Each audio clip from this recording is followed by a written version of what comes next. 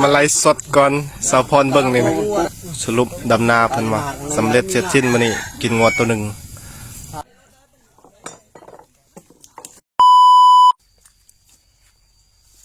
งัวปิดเลยนี่จับงัวหน้าแล้วปีนี้มดตัวนี้ปีหน้าอีกว่าไหมปีหน้าจะฝากเถิดไปดำกินว่ากิน2 คนแล้วเนาะสบายตากแห้งไว้ไข่เบาหญ้าเบาเท้าเกี่ยวลำมันไปใส่ตัวบริยูไก่เก่งไก่มันลายได้มีแต่ไก่ตีมาได้นักไก่ตีพี่น้องทำเรียนตายปลาเหี้ยเสี่ยวขาหนึ่งเลยพอเดียวตัวแนบก่อนได้เงินเดือนละเดือนเดือนละตื่นพอได้ซื้อต้มไก่เสซาได้แมลงตัดไปตองก่อนตัดไปตองอ่ะต้อมมาพุ่นบ่ยากนะเอาผ้าเลยก่อนบ่ยากนะเอาปูด้วยโต๊ะไปออกไปน้ำมันซื้อน้ำมันโอ้ยตัดก่อนมาไล่มาไล่สดก่อนสาวพรเบิ่งนี่ไล่สดมาค้างงัวมันเลยเป็นพิเศษสรุปดำนาเพิ่นว่าสำเร็จเสร็จสิ้นมื้อนี้กินงวดตัวหนึ่ง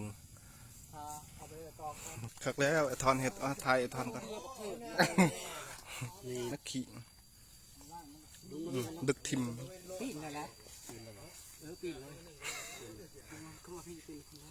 คักแล้ว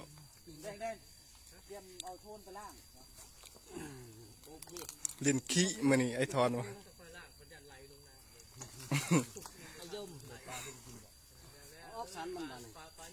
ปลาใหญ่ลายได้แดงกันไปล้างนองลุ่มฮะเอาไปกับคอยก็ไม่ได้ได้ปลามันใหญ่พอแต่พุ่น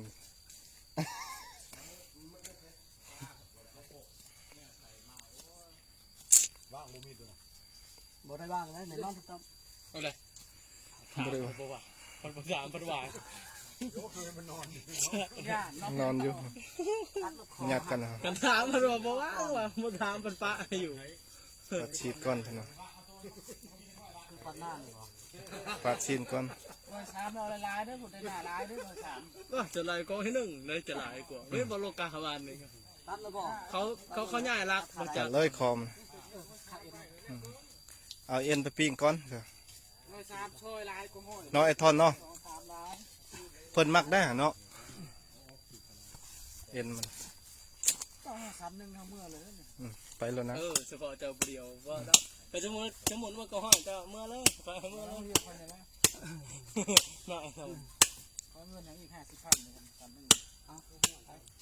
เอาไปรถหมดกองหอยกดที่เอาเมื่อต้มไม่ลูกกินปะ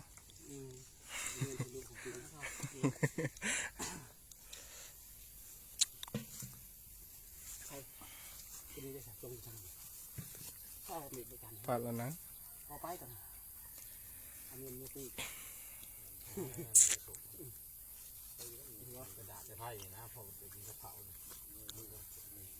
หิ้วข้าวมาจะได้แขนเอาวันนี้ไปเนี่ยไปบ้างไปข้าวมีแขนหน้าไปรับกินกระเพรามาเนี่ยปาด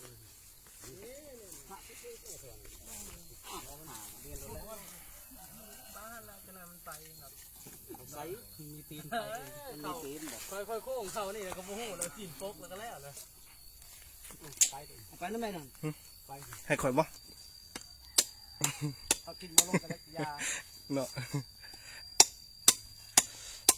ต้องกินไม่ได้ลงจะไม่เรียกเขาลงเนาะบ่ได้ได้เนาะจะมันต้องเรียกเลยจริงๆเวลาผักกันจริงๆผมมีข้าวอัพแล้วไอ้ทอนเบียกแบบนี้เพิ่นถนัดอยู่ลังขี่หน้าพอคนใดมาคลำจุงให้ไอ้นุ่งมาทางนี้เลยมันอยู่ป่าเนี้ย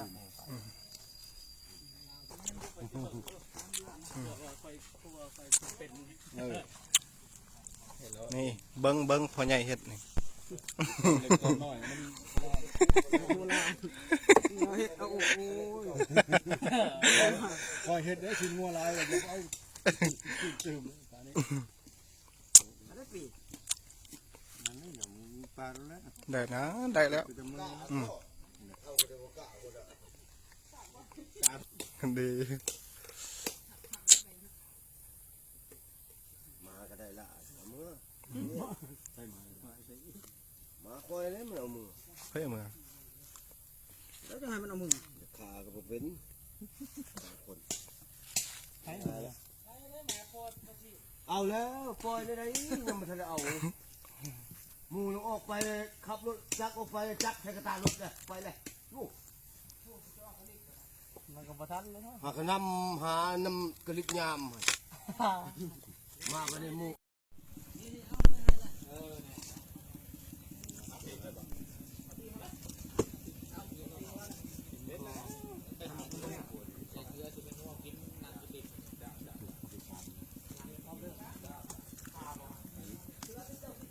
แดงเอาเมื่อเลยแดง กลุ่มเลยจะเดือนหนึ่ง ห้อยเลยเฮือนเลย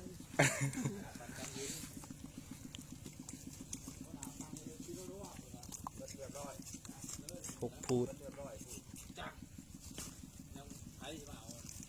ใจได้ปูนหนึ่งโทรให้ใจปันกันบอกปัจจุบันกันไว้ตายต้องพูดแล้ว เขาจะเอาขึงกับเฮาหนึ่งด้วย พันเลยพูดเลยหาแสน ไปแล้วนะพุ่นลอย2 คนเลย มีดบุกเขาเนาะ คนเนาะใจใจกับใครแม่ใครคอยอยู่ไหนใจให้แล้วจะ ปั่นไปปั่นหน้าเนาะ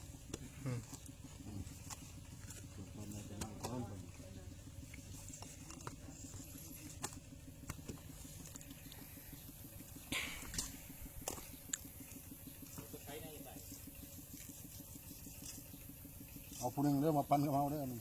ต้องคอยดีนะ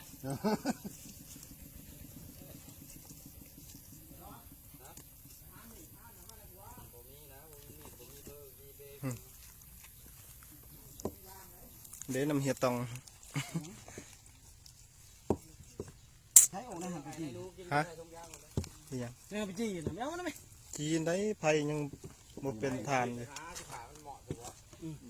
บ่เป็นทานจักแล้วเผาอ่ะ ตัดเลยนะเลย พายนะเห็นแหละไงเนี่ยเราจะหา อย่าหยัดเพิ่นนะ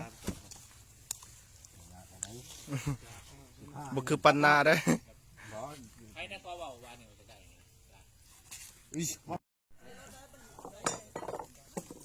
พกพูดเบาๆ